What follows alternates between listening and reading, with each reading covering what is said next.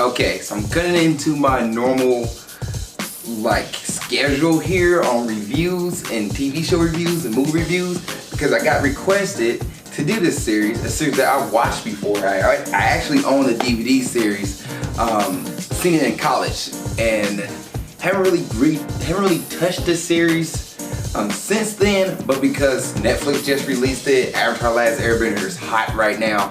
The Legend of Korra is out, and I've been requested to do a series review on it. So, just like the Avatar: Last Airbender, I'm going to do each season, 1, 2, 3, and 4, and do a complete series review.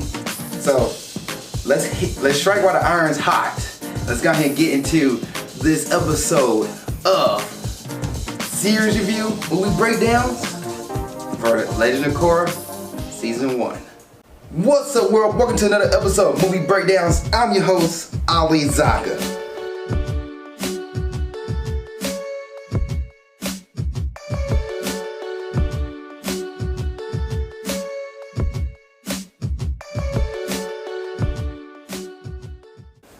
What's up, world? Welcome to another episode of Movie Breakdown Series Reviews. I'm your host, Ali Zakka.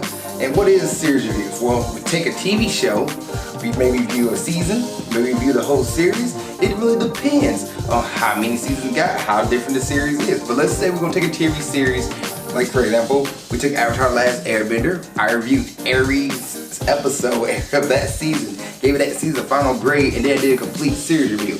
Well, now we're doing the same thing for Legend of Korra. Now, I do want to let you guys know I have a Patreon, and it is Patreon/Ali Zakka. On Patreon, you get series reviews that come out on YouTube, Facebook, movie reviews that come out on YouTube and Facebook. You get TV trailer reaction, trailer reviews. You also get my first thoughts on stuff, and first come, first serve. You put a request in on my Patreon because you're paying for it. I'll go find it and review it for you immediately and get it on Facebook and YouTube. So, without further ado, let's go ahead and get into Season 1 of The Legend of Korra. We're getting it kicked off. Here we go.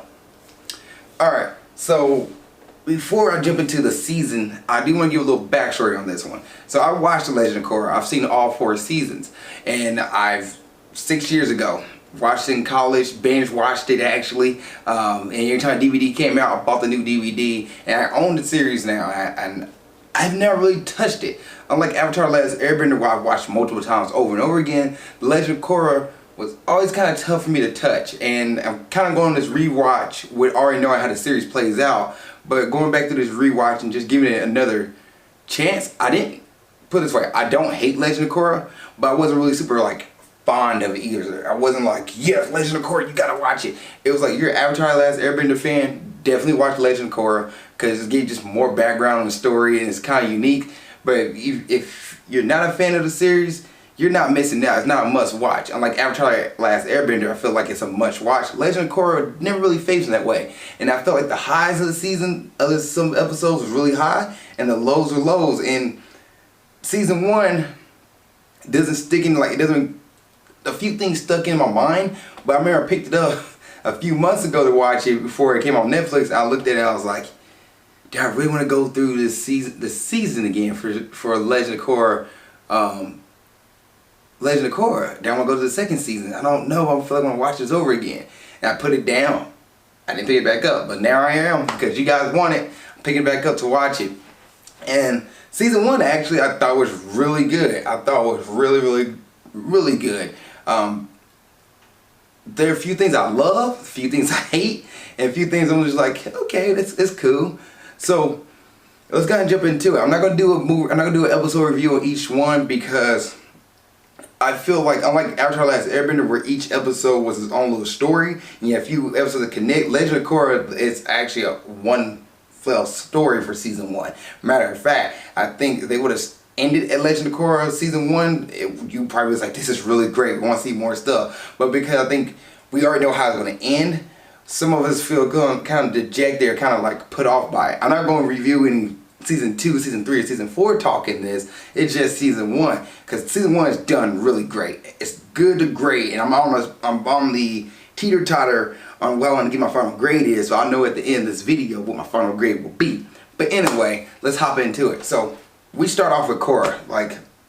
This girl already knows earth bending, water bending, and fire bending. She's a water bender by, like, she's born in the Southern Water Tribe. So water bender by birth, but she's the avatar and she automatically has the other two elements.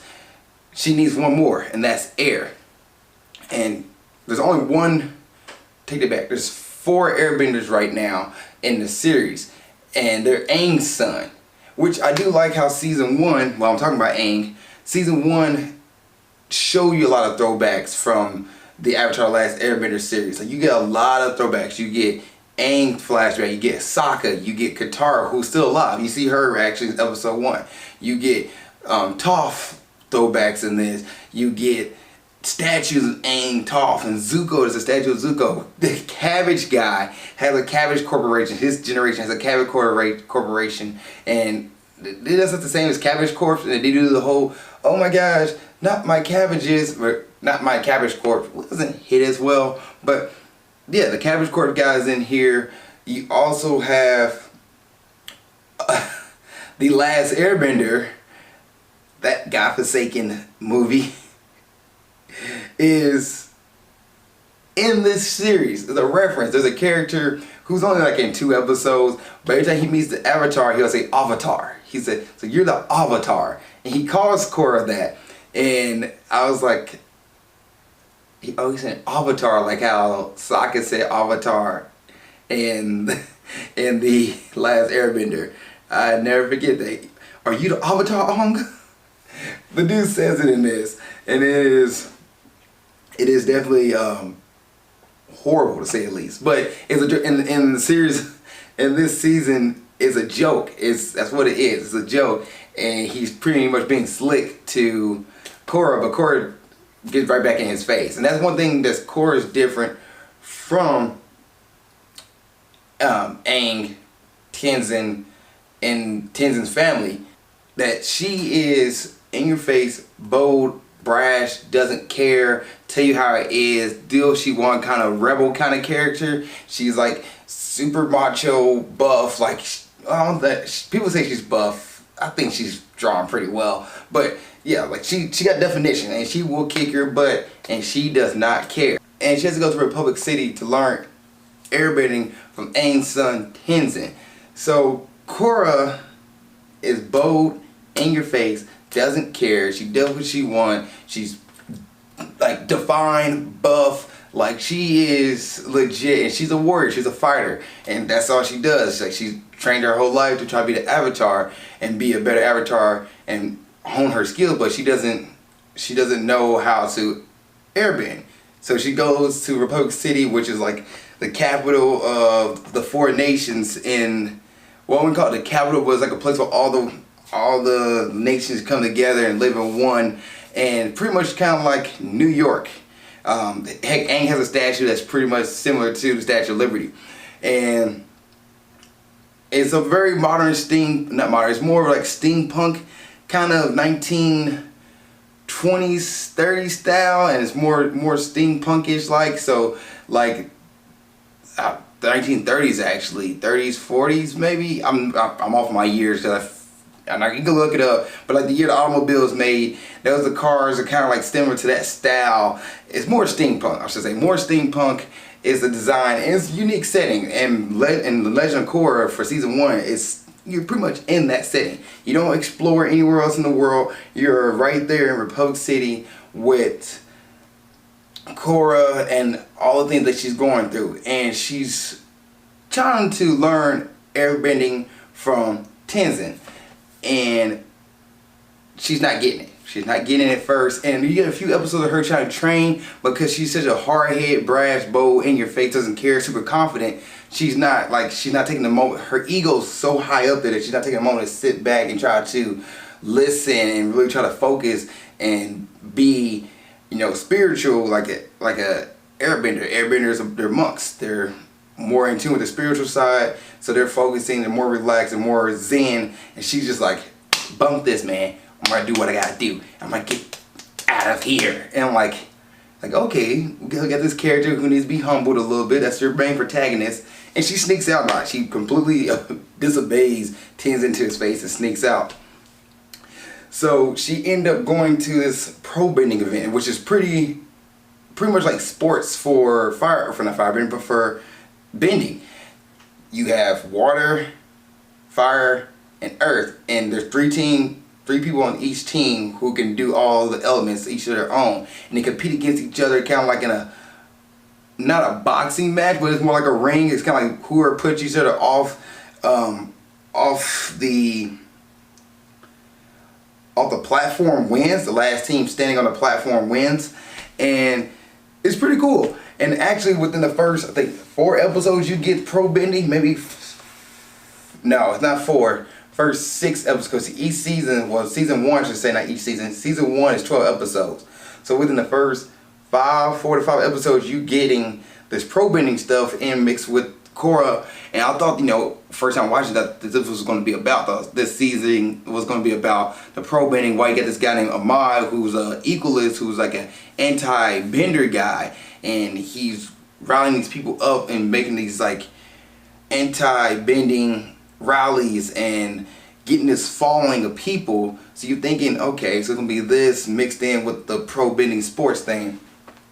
Not really. After pro bending happens, it's done, and you go right into the Ahmad storyline. But also you get this love triangle between Mako and Korra, Bolin and Korra, and then you get Mako, Korra, and Asami, which are all kids I'm getting into. So she goes learn pro bending and gets into she end up showing up to one of the events and meet this guy named Bolin, who's like head over heels for Korra, and Korra blows him off the whole season. Like, she does not give in to this dude at all, to the point where Bolin's like, yeah, okay, she's not the one for me, I get it, it's whatever. He moves on. And within the season, while Mako's like, he still likes Korra and he doesn't want to admit it, he's being stubborn. She kind of being like, don't know how to tell, ooh, hot guy. And he gets hit on by a very rich girl named Asami, so he gets into this love triangle with them, but then doesn't tell Asami that he actually has feelings for Korra, and pretty much ignores his girlfriend, who's Asami, for most of the season. After season, like episode 7 or 8, it's kind of disrespectful, and it written this love triangle thing that really doesn't really add to the story. When it comes to Last Airbender, the Avatar Last Airbender, the love triangle and the love storyline between Aang and Katara was more in the background, and it kind of had moments of flaring up towards the end of the series, but it was hinted to. There wasn't like 4 episodes dedicated to it. Like this show, like, it didn't know how to flow to me with the main events, with the main storyline, I should say. The main storyline is pretty much about this guy named Ahmad, who, like I said before, is getting a bunch of anti-benders, and he's trying to rally up these group of people and have a takeover where the anti-benders, or the non-benders, anti-benders, are taking over the city back from benders. Amon is a bloodbender himself, but he's getting people to believe that bending is bad, and he wants to rid the world of bending. And he's starting with Republic City, which is pretty much like the center and focal point of the world at this point in this series. And Korra and the rest of the Avatar gang, the new Avatar gang, and her friends, just to say, needs to stop Amon from running amok, and he's getting more following bigger and bigger day after day. That's the main storyline. And can Korra stop him? At the same time, learn airbending. Well, y'all have the airbending, which is the other one storyline, the pro bending storyline, which I really love. The pro bending. I wish the season was more about that. I really wish this season would have just been about pro bending, and that's like one of the big plots. And then maybe Amon was using pro bending as a way to somehow get power. I don't know. They could have done something with pro bending and made it last longer, because it only lasted like 4 episodes and that was it. But every episode had pro bending in it. I was into it and curious how it's gonna play out, and if they're gonna win, if they're gonna lose, kind of deal. And then you have the love triangle storyline between Korra, Mako, Asami, Bolin, and then Lynne and Kenzin. They also have a triangle there with Kenzin's wife for some reason. So, and every time the show will focus on one of those storylines, everything else will stop. Nothing else really mattered. And then when it would focus back on the main storyline, all the other storylines didn't really matter. And then it was just back and forth. You had points where Marco trying to find Korra, who was kidnapped by another character who would just appear in the series. This season, by the way, it was 12 episodes, but it had a lot of stuff going on. So pacing of it was like here for a moment, then here for a moment, then here for a moment.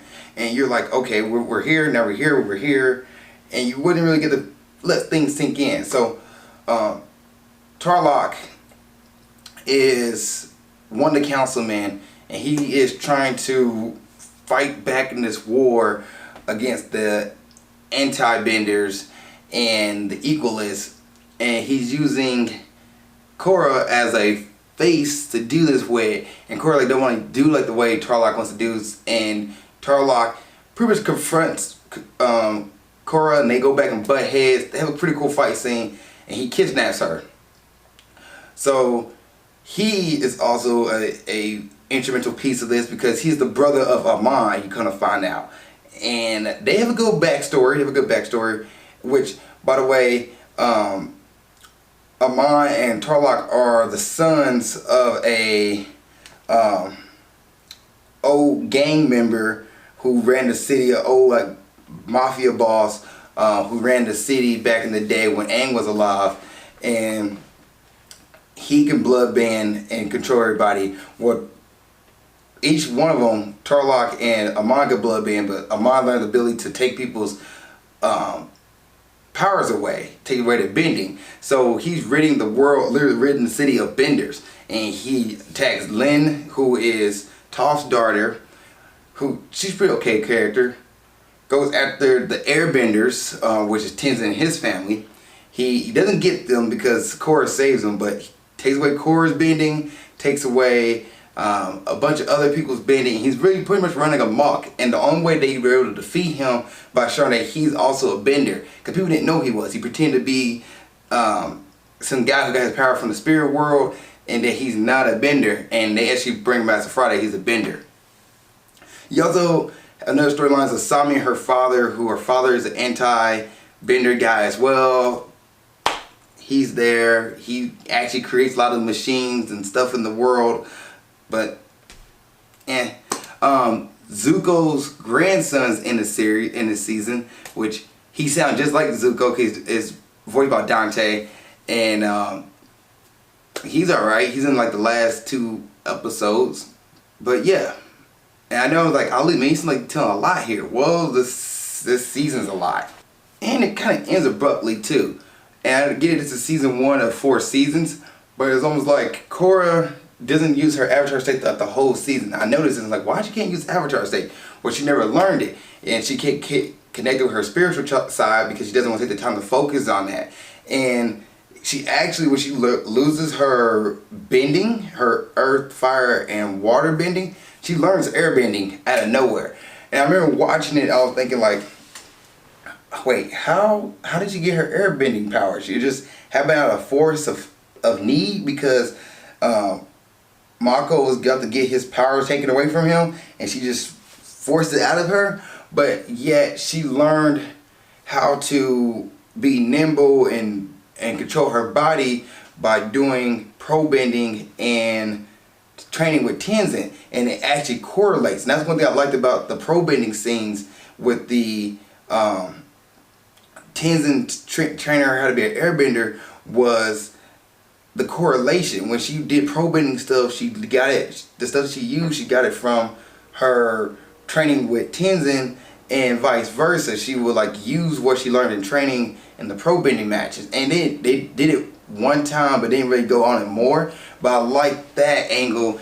The love relationship thing happened in pro bending a little bit, but it was more like pro bending and them team trying to win the pro bending tournament. Which, let's talk about the team. Marco and Bolin. Marco is the pretty boy who's kind of a dick. He's a dick to Korra at first. He's a dick to his girlfriend, but yet he gets the girls. He's a firebender, by the way. Bolin, who's your comic relief character, and I will add to, before I jump into Bolin, the season knows comedy. Legend of Korra knows comedy, from characters' reaction, characters saying stuff and their sly remark and their slick stuff. This show knows comedy and knows when to put it in and knows when not to put it in. But Bolin is your comedic character. He's like your Zakka, making jokes, the butt of jokes, the brother who gets in trouble. He's a brother to Mako, and he's an earthbender, but he made levity to the stuff and situations to try to be the cool guy, but he's not really cool. And then you have Naga and Pabu, which Naga is Korra's dog, polar bear dog, and then Pabu is like a ferret raccoon. They are kind of like the replacement for Appa and Momo. They're okay. I'm just giving some characters right now. Asami, who is the non-bender of the group, so she's kind of like Zakka, but she's not goofy like Zakka. She's a serious character who's there to be the love interest to Mako and be the love triangle character, but she also smart and can fight, but she's there. Not really much of her in the like she's there in the season, but she's not really got that much growth as it just being the daughter of the guy who creates the machines for the bad team, for the equalists, and she's kind of like showing that not all people want to get rid of benders. So she's kind of like that point, and that she cares about benders. Then you got Kenzin, who I love. I love Kenzin. He's Aang's son. Mild-mannered, laid back, doesn't really try to, he's avoid conflict, most kind of guy. He like, let's think things through kind of character. I like his character. He also has moments of good like action. He's a really strong person, so you can tell that in the series, but hope you get more of him. And he got his kids, who are Janora, Milo, and Iki. I enjoy them. Each time they was on the screen, they always had some kind of dynamic with the characters, the main characters. I enjoyed them. I enjoyed them a lot. You know, they can be a little bit over the top at times, but that was great. Lynne Baifond, who is Toph's daughter, she's the head of police in the series. She's good. She's okay. Trying to think here. Who am I missing? That's it. tlok, who at one point I was like, why is he doing this? Why didn't he just team up with Korra to get rid of Amon? And then you find out that he is the son of Ukraine. Is it Ukraine or Yukon? It was Yakon. Wow, Yukon. But Yakon, who was their father, who was the mafia guy, the head mafia guy, he wanted to beat the Avatar ruining his life, so he wanted to pretty much get rid of the Avatar and then take down Republic City and run Republic City. Well, he put that vision into his kids, which is tlok and Amon. And Amon wanted to rid the world of bending because his father, Yakon, forced his kids to bloodbend on each other. So he got tired of that. He doesn't like bending because of that. So he wants to rid everybody of bending and also beat the Avatar, who is Korra, and pretty much run the city himself. While tlok wants to run the city through, you know, councilmen and through the government, and also get rid of the Avatar as well. He felt like it was in his way. So they both was following their father's vision at the end of it all, and it all implodes on themselves pretty much. Where at the end of the season, what happens is that tlok kills him and his brother. Amon gets beat by Korra, escapes, and he was like pretty much going back to the Water Tribe, the Northern Water Tribe. And as they're on their way back, tlok takes a glove, this electric glove that can shock people and blows up the boat they're in. Which, let's talk about Amon. So, let's finish tlok real quick. So tlok, that was his thing, but he was a guy who was like, why is he here? And I realized what his story was, and I was like, okay, but he just an antagonist to Korra. That's what he was. And then Amon, who's a very neatly designed character, and I like what they did with this character. He was pretending to be this person of equality and taking down benders, and he wanted to, and he going about it the wrong way, by the way, and he was saying like get rid of bending, and by him doing this, he created this this fallen that wanted to get rid of benders as well, and they showed that he's a fraud, but he was a scary character. That's what he was supposed to be. He was scary, didn't have really weaknesses, and they couldn't find out that, oh, he's a bloodbender, and they can show him as a fraud. That's his weakness, that he had a skeleton in the closet, that he was a bender, and that's the way it'll be him. And Korra somehow learning airbending out of nowhere, which made no sense. But he was cool, he was good for what it was. And then let me go back to Korra here real quick. So Korra doesn't really have a growth moment to me in this season. Like the season ends the way it begins, with Korra being this powerful person who pretty much got everything, doesn't really experience loss. Like for a moment she experienced losing her bending, but that she can bend air, until Aang shows up at the end of the season. She's like, Aang, I could talk to you. He's like, you called me here. He's like, now that you're in your lowest point, you don't have your bending. Now you can get in contact. Now you're in contact with your spiritual side of yourself, because you're open to change. And Aang teaches her how to get her bending back, and then she teaches everybody else how to, well, give everybody the bending back by giving Lynne back her bending. And I was just like, okay, so that's how she get into Avatar state, and this is like that. Cool. All right. So we're just back to round one on season 2, because she doesn't really change. She's still bold, brash. She has a little moment where she thinks about stuff a little bit, but she's really still on the go. Let's get it done. Fight first, think later. So that's one thing about Korra. I was like, okay, and she's just that character. She's really powerful, which is cool with me. I don't have a problem with that, but she doesn't really think as much, and we'll see how the next seasons turn out. All right. So, is this a season you should watch? Yes, that you should watch. Let me see if there's anything else I want to look at before I get on out of here. Actually, yeah, there's a few things here I'm looking at. So,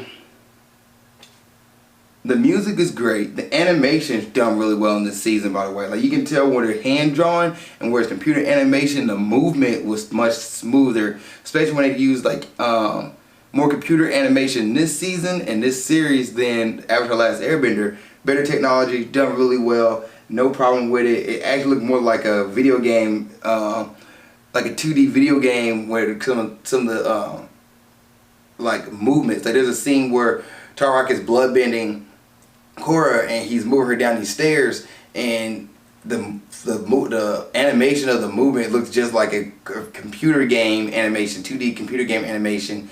The way that it flowed, the way that the animation transition.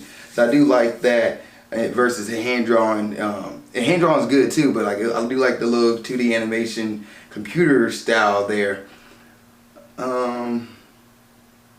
The love triangle I do not like at all.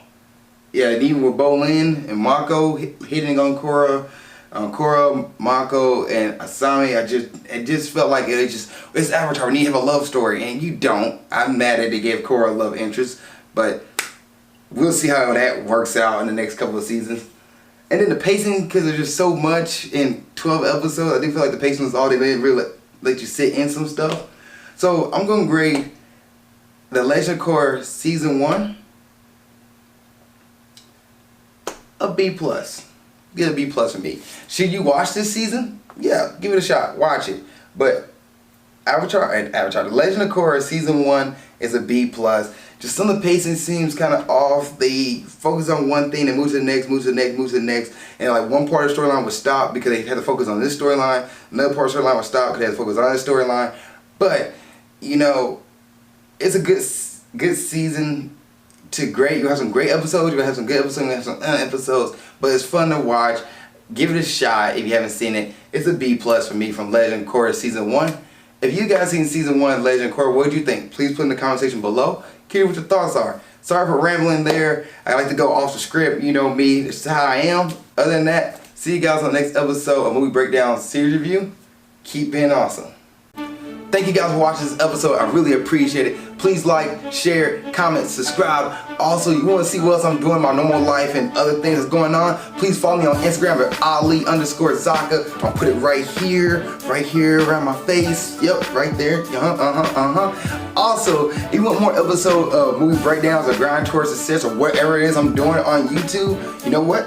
Follow my page right here, like I said before, the little comment thing right there, And then you can watch the last episode of Movie Breakdowns right here, and watch the last episode of Grind Towards Success right there. Other than that, thank you guys so much. I really appreciate y'all. See y'all next time. Keep being awesome.